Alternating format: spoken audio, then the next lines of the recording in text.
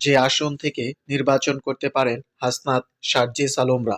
আসন্ন জাতীয় সংসদ নির্বাচনের লক্ষ্যে ইতোমধ্যে দল গঠনের কাজ চালিয়ে যাচ্ছে জাতীয় নাগরিক কমিটি ও বৈষম্য বিরোধী ছাত্র আন্দোলন।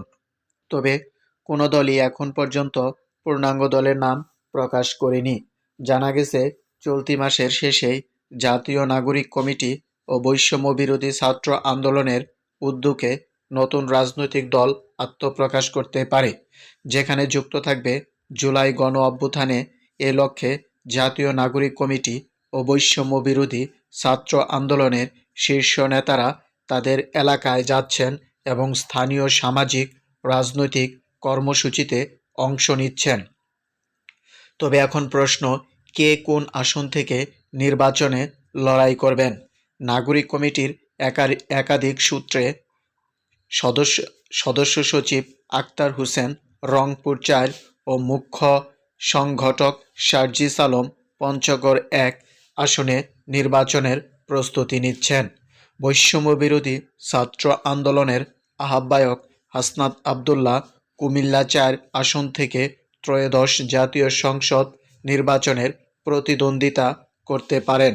বৈষম্য বিরোধী ছাত্র আন্দোলনের মুখ্য সংগঠক আব্দুল হান্নান মাসুদ নোয়াখালী ৬ আসন থেকে নির্বাচন করতে কাজ শুরু করেছেন।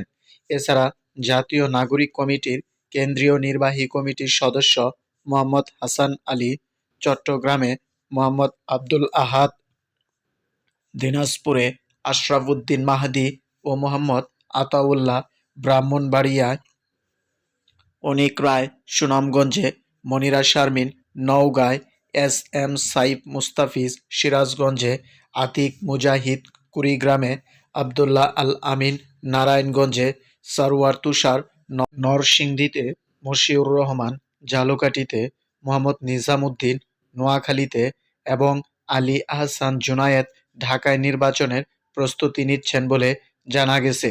কেন্দ্রীয় সংগঠক মেজবাহ কামাল মুন্না খুলনায়, প্রীতম দাস হবিগঞ্জে, আবু সাইদ লিওন নীলফামারীতে এবং জাতীয় নাগরিক কমিটির নারী বিষয়ক সেলের প্রধান সাদিয়া ফারজানা রংপুরে নির্বাচনের লক্ষ্যে তরুণ ও যুব সমাজকে সংগঠিত করার কাজ চালিয়ে যাচ্ছে।